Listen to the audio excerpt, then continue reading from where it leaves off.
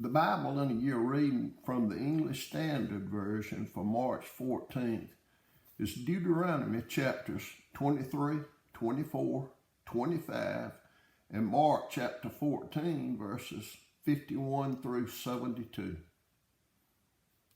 Deuteronomy chapter 23.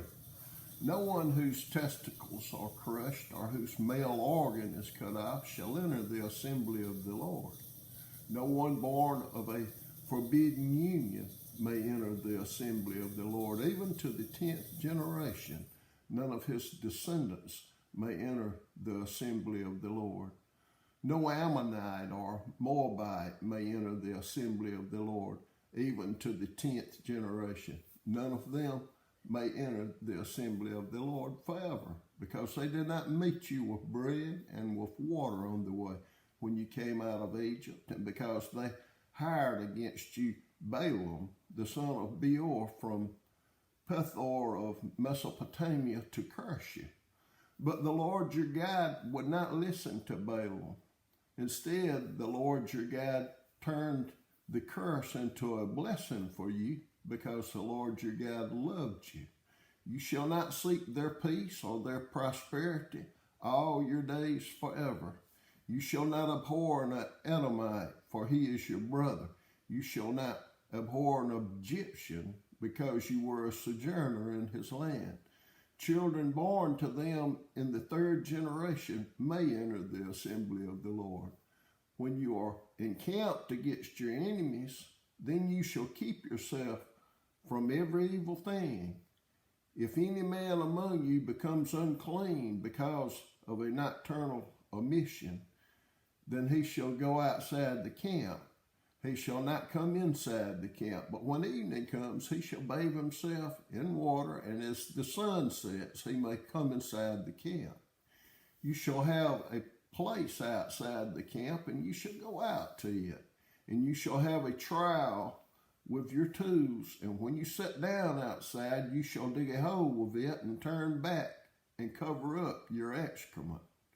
Because the Lord your God walks in the midst of your camp to deliver you and to give up your enemies before you. Therefore your camp must be holy, so that he may not see anything indecent among you and turn away from you. You shall not give up to his master a slave who has escaped from his master to you. He shall dwell with you in your midst in the place that he shall choose within one of your towns, wherever it suits him. You shall not wrong him. None of the daughters of Israel shall be a court prostitute, and none of the sons of Israel shall be a court prostitute. You shall not bring the fee of a prostitute or the wages of a dog into the house of the Lord your God in payment for any vow, for both of these are an abomination to the Lord your God. You shall not charge interest on loans to your brother, interest on money, interest on food, interest on anything that is lent for interest. You may charge a foreigner interest, but you may not charge your brother interest, that the Lord your God may bless you in all that you undertake in the land that you are entering to take possession of it. If you make a vow to the Lord your God, you shall not delay fulfilling it, for the Lord your God will surely require it of you, and you will be guilty of sin. But if you refrain from vowing, you will not be guilty of sin. You shall be careful to do what has passed your lips, for you have voluntarily vowed to the Lord your God what you have promised with your mouth. If you go into your neighbor's vineyard, you may eat your fill of grapes, as many as you wish, but you shall not put any in your bag. If you go into your neighbor's standing grain, you may pluck the ears with your hand, but you shall not put a sickle to your neighbor's standing grain. Deuteronomy chapter 24. When a man takes a wife and marries her, if then he finds no favor in his eyes because he has found some indecency in her, and writes her a certificate of divorce and puts it in her hand and sends her out of his house, and she departs out of his house, And if she goes and becomes another man's wife, and the latter man hates her and writes her a certificate of divorce and puts it in her hand and sends her out of his house, or if the latter man dies who took her to be his wife, then her former husband who sent her away may not take her again to be his wife after she has been defiled, for that is an abomination before the Lord. And you shall not bring sin upon the land that the Lord your God is giving you for an inheritance. When a man is newly married, he shall not go out with the army or be liable for any other public duty. He shall be free at home 1 year to be happy with his wife whom he has taken. No one shall take a meal or an upper millstone in pledge, for that would be taking a life in pledge.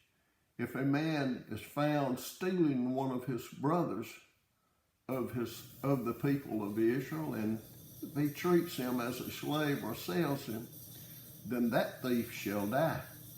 So you shall purge the evil from your midst. Take care in case of leprous disease to be very careful to do according to all that the Levitical priests shall direct you, as I commanded them, so you shall be careful to do.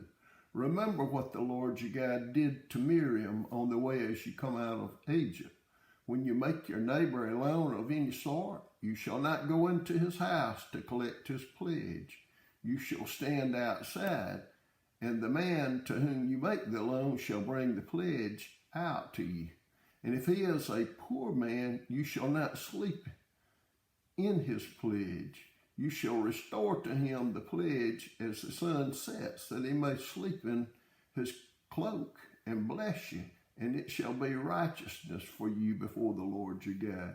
You shall not oppress a hired worker who is poor and needy, whether he is one of your brothers or one of the sojourners who are in your land within your towns. You shall give him his wages on the same day before the sun sets, for he is poor and counts on it, lest he cry against you to the Lord and you be guilty of sin. Fathers shall not be put to death because of their children, nor shall children be put to death because of their fathers. Each one shall be put to death for his own sin. You shall not pervert the justice due to the sojourner or to the fatherless, or take a widow's garment in pledge, but you shall remember that you were a slave in Egypt, and the Lord your God redeemed you from there. Therefore I command you to do this. When you reap your harvest in your field, and forget a sheaf in the field, you shall not go back to get it. It shall be for the sojourner, the fatherless, and the widow, that the Lord your God may bless you in all the work of your hands.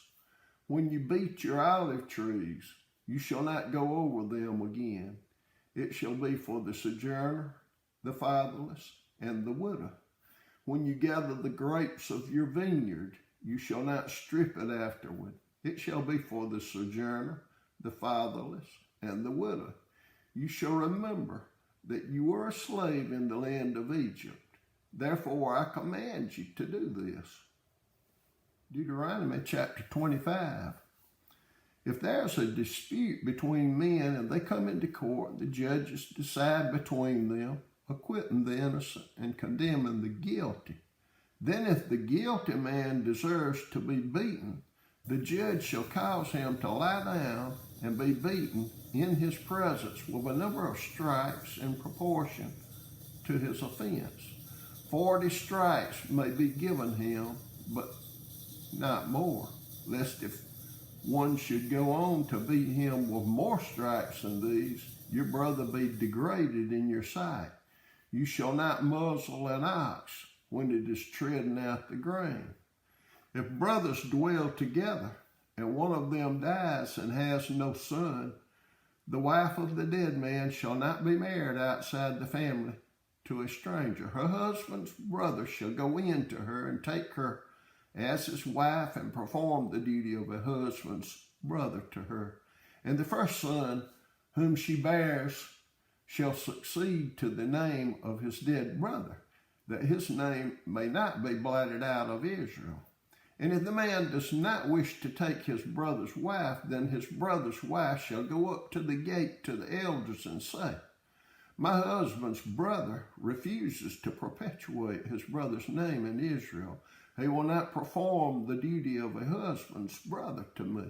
Then the elders of the city shall call him and speak to him.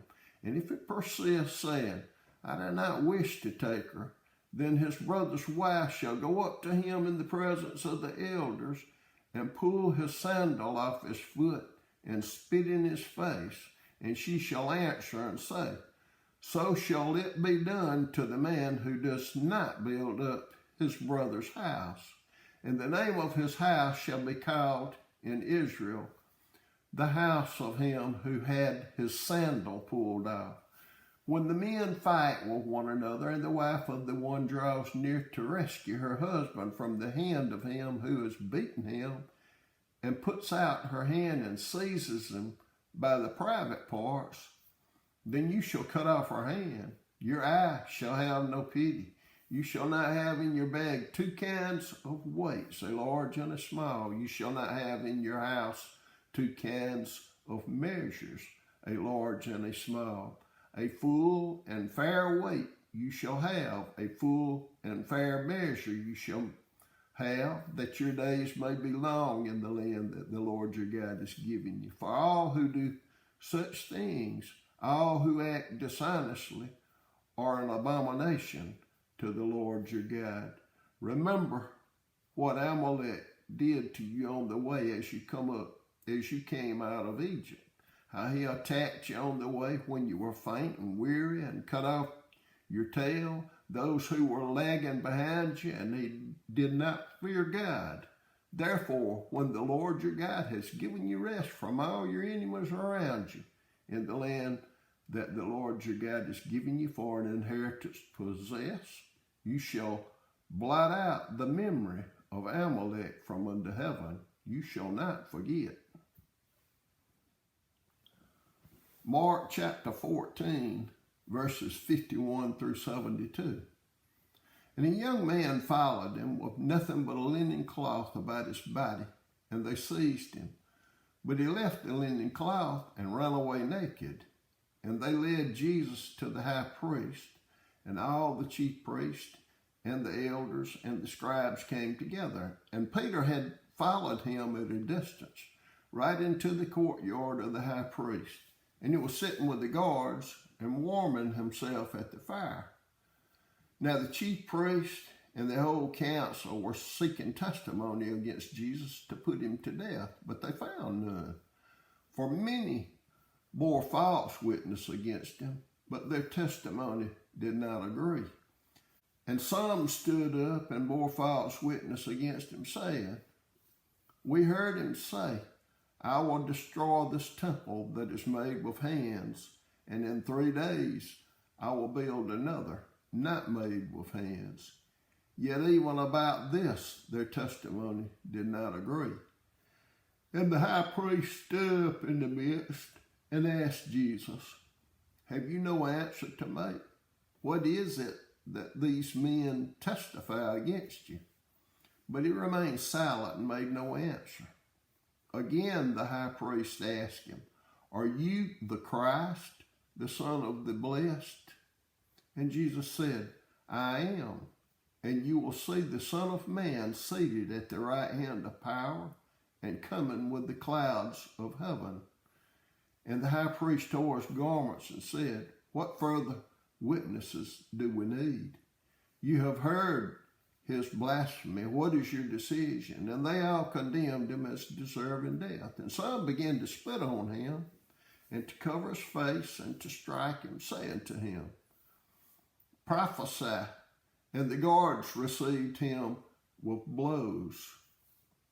And as Peter was below in the courtyard, one of the servant girls of the high priest came, and seeing Peter warming himself, she looked at him and said, you also were with the Nazarene Jesus. But he denied it, saying, I neither know nor understand what you mean. And he went out into the gateway, and the rooster crowed. And the girl saw him and began again to say to the bystanders, "This man is one of them." But again he denied it. And after a little while the bystanders again said to Peter, "Certainly you are one of them, for you are a Galilean." But he began to invoke a curse on himself and to swear, "I do not know this man of whom you speak." And immediately the rooster crowed a second time. And Peter remembered how Jesus had said to him, "Before the rooster crows twice, you will deny me 3 times." And he broke down and wept.